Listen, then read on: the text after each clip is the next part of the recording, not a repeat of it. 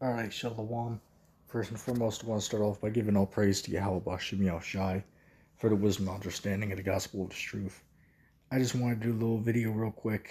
I'm going to list a couple scriptures and you can pull them up at your leisure. I actually don't have the book with me at the moment at my current location, so, I'll quote the scriptures. But if you want to read it in its entirety, then, please, look into the scriptures yourself and you can go from there. But I just wanted to give a couple words, because lately, a trending topic, in the Hebrew Israelite community, or subject of debate, I should say, is the underworld, quote unquote hell, which every one of us, for the most part, 95% of us, if not more, were raised in the Christian church. So all of us at one point or another believe that, yeah, when you die, you're if you're wicked, you go to a place where you burn forever. And you're tortured by the devil and his angels down there and whatnot. However, when we come into this full understanding of these scriptures, we find out that this is nothing but a fable that was made to scare people. Now somebody's going to hear it and say, well, but the Bible uses the word hell, which it does use the word hell. However, when you read the scriptures, the definition of the word hell does not actually mean what you've been told it means. The word is in there, but the word doesn't mean what you think it means, if that makes sense. Okay, the word hell in the Bible has many different meanings. The meaning can either mean the grave or a state of suffering. Okay, you have a saying in the world, which you always hear it. Jake says, oh, I'm going for so much hell. Does that mean he's actually in a pit of fire burning in a place called hell? No, he's going through a state of suffering. So, what is that? That's called hell. Okay, and to prove this is Jonah chapter 2, verse 2. As I said, I'll quote the scriptures, but you can read them yourself. Jonah 2 and 2, and Jonah cried unto the Lord out of the belly of hell. Right? Jonah, it says in the verse that Jonah cried out of the belly of hell. But wait a second. According to the story of Jonah, Jonah was swallowed by a fish, but he called the fish hell. So was he actually in the lake of fire, or was he in a state of suffering?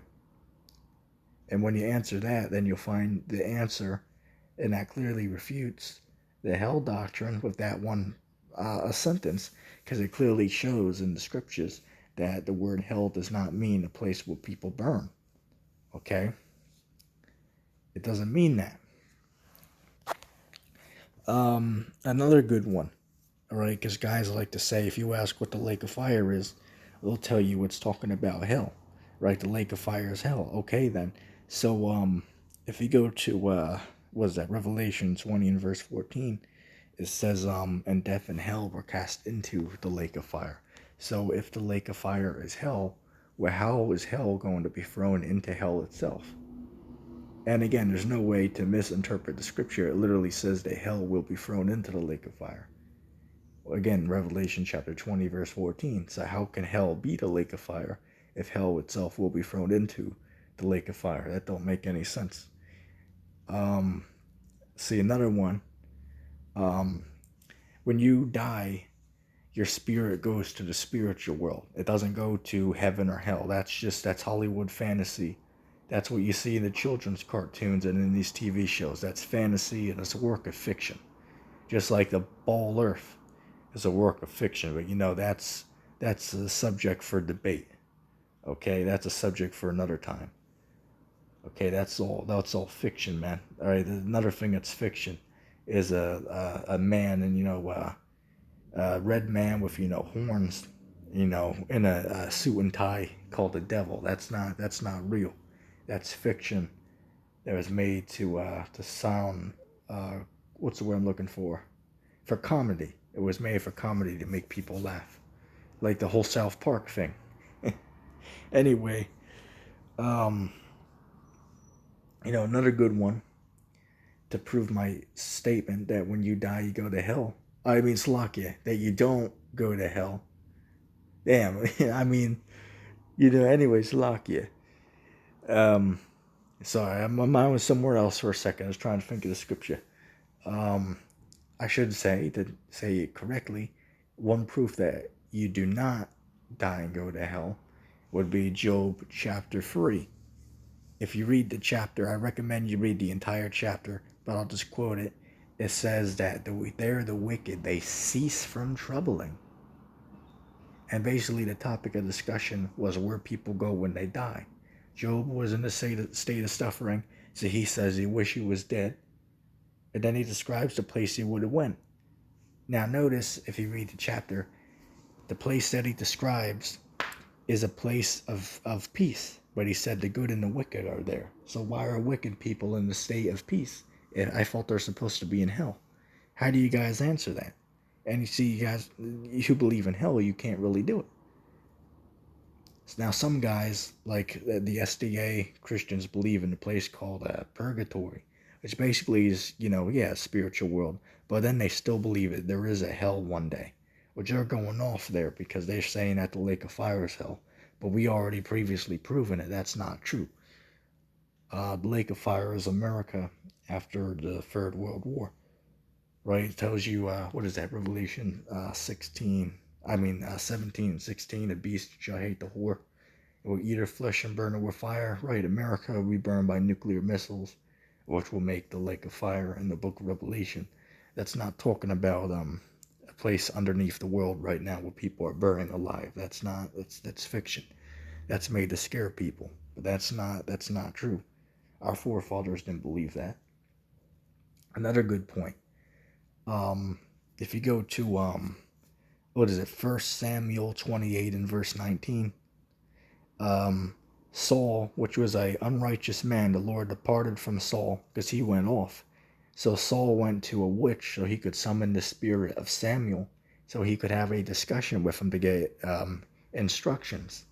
And Samuel, which was a righteous man of the Lord, which passed away previously to the Saul going to the witch. And remember, this is a righteous man, right? A righteous man who was dead, who was rose again to have a discussion with a man who's alive, who is a wicked man. And guess what? The righteous man tells the wicked man that tomorrow you and your sons are going to die in war and you're going to rest with me. Wait a second. Why is a wicked man being told by a righteous man that they're both going to rest together after they die? There's no way around it. That's clearly what the text says. Again, 1 Samuel 28 and 19. All right, if you read it in its entirety, I recommend you start at the chapter before so you can get a proper understanding. Saul, which was an unrighteous man, went to a witch to summon the spirit of a righteous man, and the righteous man told the wicked man they're both going to rest together. So, I don't see how anybody can get around that. All right, that refutes hell after death. When you die, it's a state of rest. When you go to bed at night, that's the same state as being dead, except in this time, you wake up the previous morning. However, when you're dead, you just don't wake up. That's the state of not being alive. Or in practical terms, before you were born, you were dead. Your spirit wasn't alive. Well, we'll just say you were in the spiritual world. All right? And that goes for every one of us. Okay? You didn't know nothing. There's nothing going on. You just weren't there. And that's just what it is. Okay? That's the same way as being asleep. And if that wasn't enough proof, there's a story in the Gospels where there was, I believe it was Lazarus.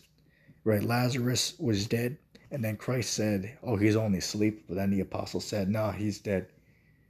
Or actually, let me rephrase myself. The apostles' fault that Christ said, that he was just taking a nap. But then Christ said that he was dead. So the Lord was saying, that, yeah, he is just sleeping. He's just, in the spiritual world. Right? Just unconscious, out of the body. You know what I'm saying? So it wasn't, oh, he ain't in hell. He's not in heaven either. He's just in the spiritual world, which is where every person goes. Now, I have to ask a question. For those who believe that hell is located in the center of the earth, there's one problem I have with this. If you go to, I believe it's Ecclesiastes, don't know the verse off the top of the head, but if you go to Ecclesiastes, there's a verse that says, I believe it's in the 3rd chapter. It says that the spirit of a man goes upwards, but the spirit of a beast goes downwards. And what is a beast? Basically, it's an animal. Okay, the spirit of an animal goes downward, but the spirit of a man goes upward. So, are spirits of animals going to hell then? I mean, I don't see how else anybody could answer that. Really, it's just saying that the animal just dies, you know what I'm saying? But according to the Christian church, I mean, the animals have to be going to hell then. As I said, I don't see how anybody could get around that. Let's see, Psalms 9 and 17. The wicked nations that forget Yahweh shall be turned into hell. So are those nations going to actually become, hell itself? No. Saying that they'll be brought low. Okay, and possibly destroyed by fire. But the point of the matter is it won't become hell itself, because the word doesn't mean that. Alright, so this has just been a couple examples to refute the hell doctrine. As I said, read the verses yourself to get a proper understanding. I just wanted to share that information, give my take on it. Anyway, I hope there was an edifying lesson, and I'm going to say shalom.